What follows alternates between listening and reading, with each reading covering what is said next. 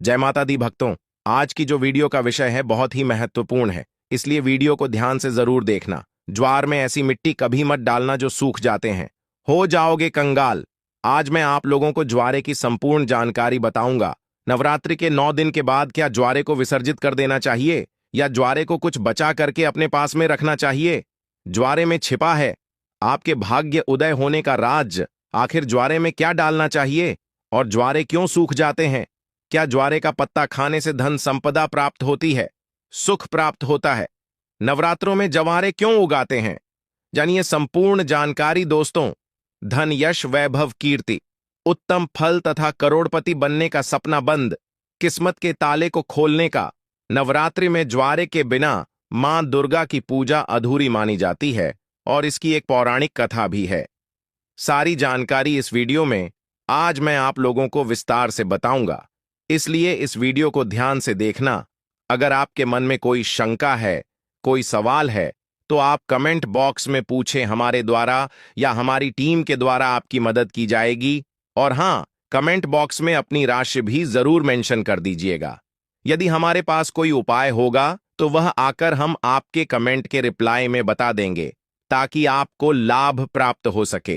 भक्तों, धार्मिक मान्यताओं के अनुसार जो जग को भगवान ब्रह्मा का प्रतीक माना जाता है, इसलिए नवरात्रि के पहले दिन घट की स्थापना के समय जज की सबसे पहले पूजा की जाती है। उसे कलश में भी स्थापित किया जाता है।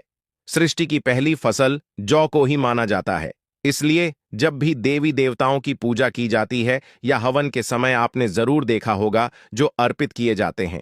साथ ही यह भी जाता है कि ज अन्न ब्रह्म के समान है और अन्न का हमेशा सम्मान करना चाहिए, इसलिए पूजा में जौ का इस्तेमाल भी होता है।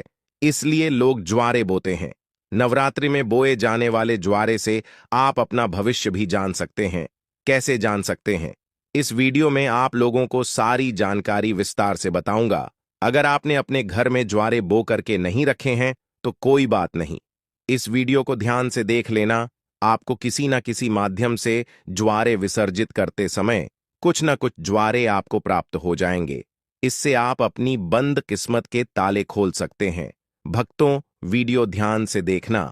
और हां, अगर आपको हमारी वीडियो में बताई गई जानकारी अच्छी लगेंगी, वीडियो पसंद आएगी, तो वीडियो को लाइक कर चैनल को सब्सक्राइब जरूर करना और कमेंट बॉक्स में जय माता दी जरूर लिखना। जो भक्त सच्चे दिल से कमेंट बॉक्स में जय माता दी लिखता है तो माता रानी का उसको प्यार मिल जाता है।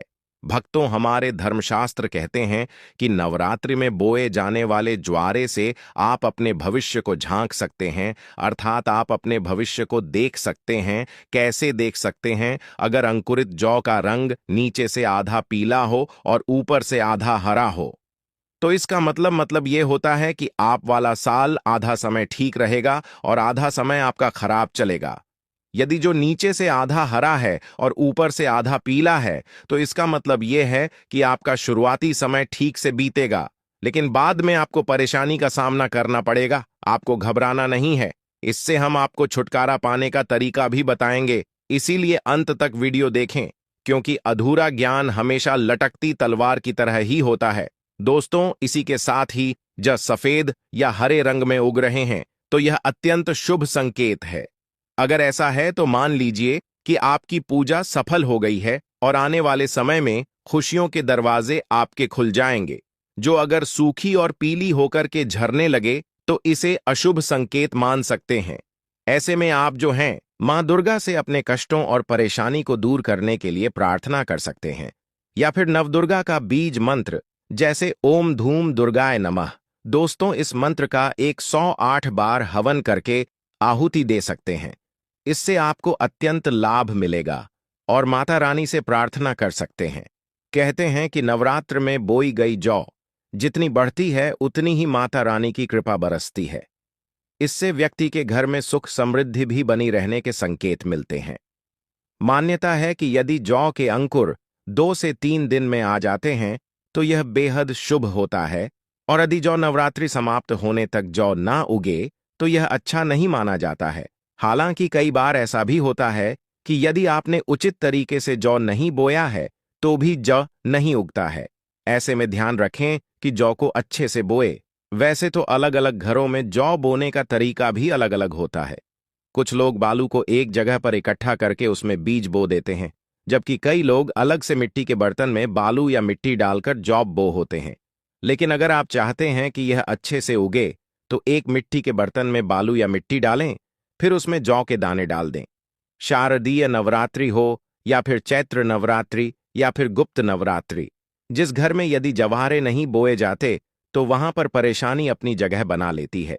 भूत प्रेत का वास हो जाता है, डेरा भूतों का आ जाता है, गरीबी का वास हो जाता है।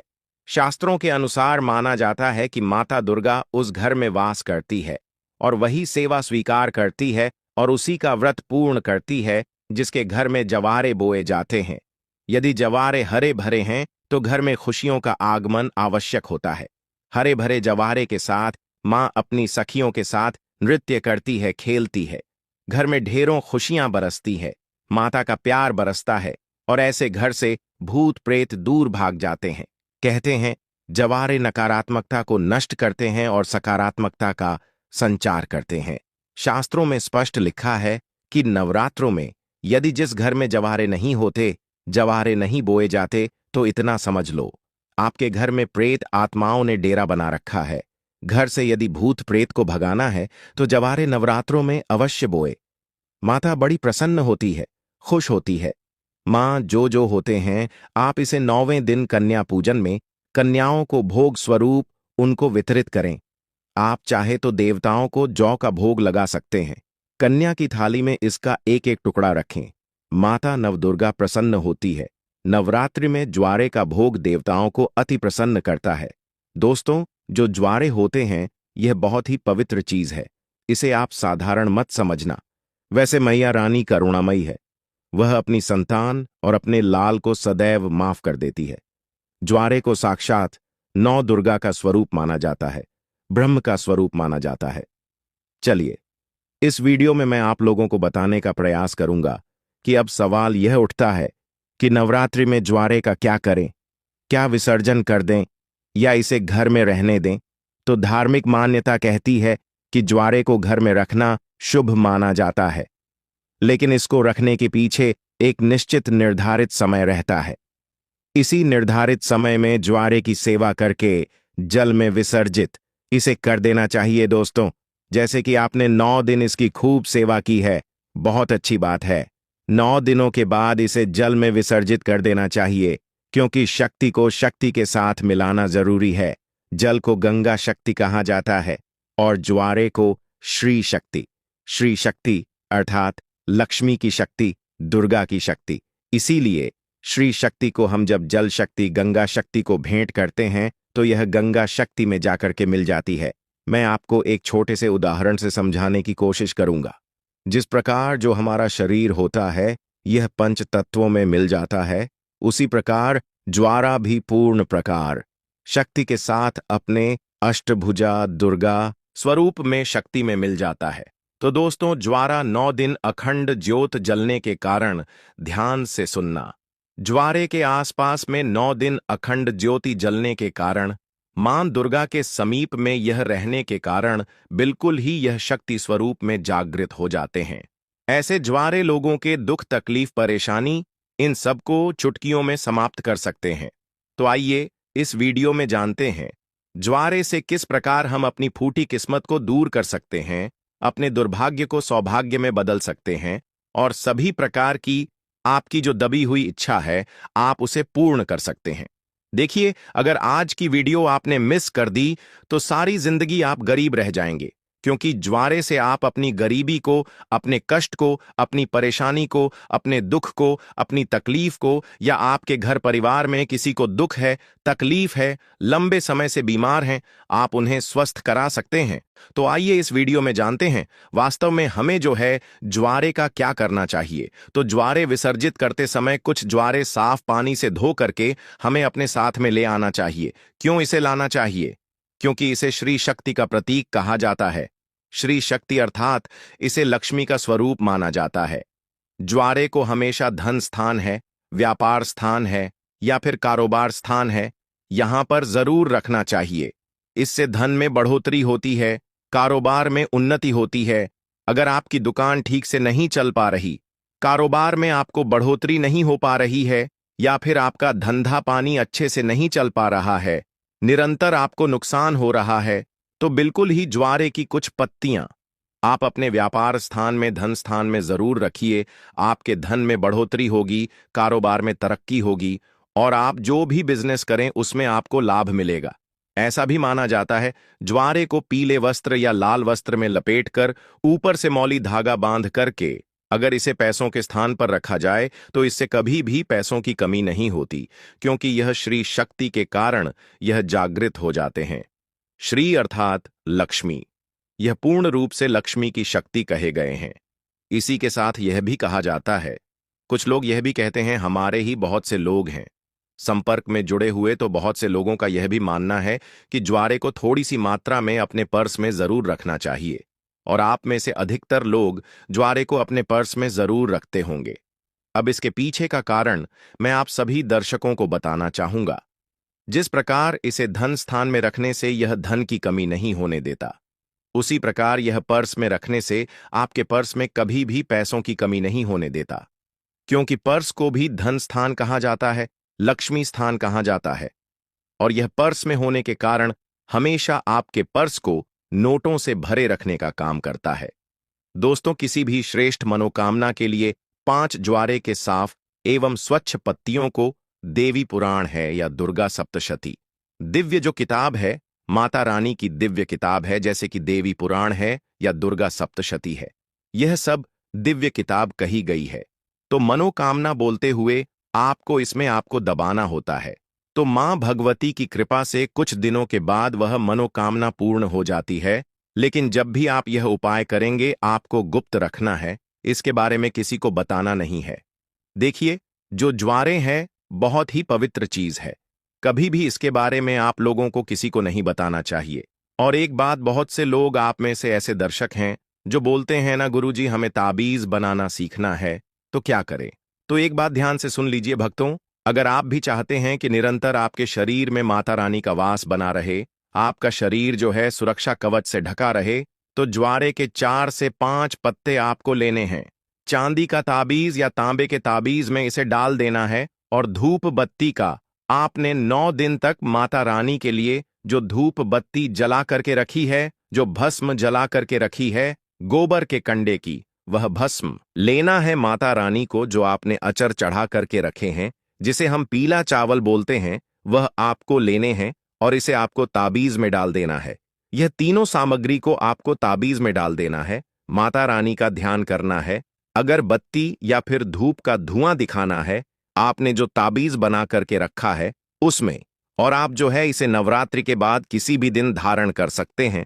तो यह आपको हमेशा सुरक्षा कवच की तरह ही आपको फायदा पहुंचाएगा, किसी भी प्रकार की आपकी यह दुर्घटना नहीं होने देगा।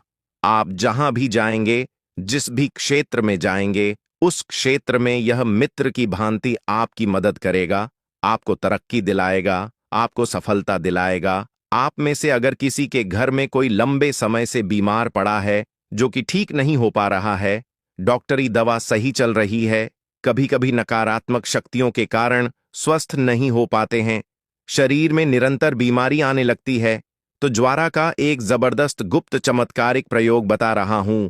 यह प्रयोग अपने तक सीमित मत रखना, इसे और लोगों को जरूर बताना, इससे समाज में कल्याण होगा। तो कोई ऐसा व्यक्ति है जो लंबे समय से बीमार पड़ा है और ठीक नहीं हो पा रहा है, ऐसे व्यक्ति को ज्वारे की कुछ बूंद, ध्यान से सुनना, ज्वारे को अच्छी तरीके से पीस करके कुछ बूंद आपको निकालना है, और इस रस को नाक के माध्यम से अगर बोलने में समर्थवादी कुछ दिनों के बाद स्वस्थ हो जाते हैं, और जिनका स्वास्थ्य अच्छा चल रहा है, अच्छे हैं, स्वस्थ हैं, लेकिन बीमारी ठीक नहीं हो पा रही है, अर्थात स्वस्थ का मतलब ऐसा है कि बोलने फिरने में जो समर्थवादी हमारी से, तो ऐसे व्यक्ति को जो है आप ये 1 या 2 चम्मच की मात्रा में ज्वारे के निकले हुए रस को आपको 2 टाइम सुबह और शाम में मां भगवती का ध्यान करते हुए, मां काली का ध्यान करते हुए, मां आदिशक्ति जगदम्बा का ध्यान करते हुए आपको पिला देना है। बिल्कुल ही ज्वारे में पूर्ण रूप से ब्रह्म एवं मां आदिशक्ति की शक्तियां समाहित होती हैं। इसे पिलाने के बाद आप देखना, इसे लगातार 5 से 7 दिनों तक पिला देना।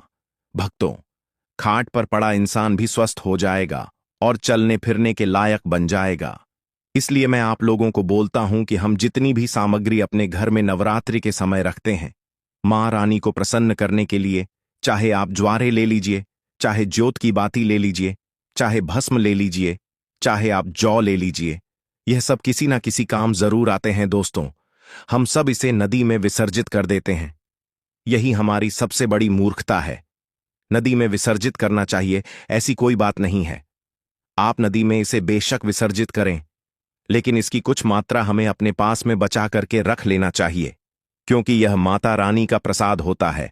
और निकट भविष्य में जब हमें कोई परेशानी आती है, किसी को भूत बाधा लग गई है, तो ज्वारे की कुछ बूंद इसका रस निकाल करके नाक में 1 से 2 बूंद टपका देने से भूत तत्काल छोड़ देता है। दोस्तों, नकारात्मक शक्ति भाग जाती है, तो इन सारी चीजों को हमें कुछ ना कुछ मात्रा में बचा करके जरूर रखना चाहिए।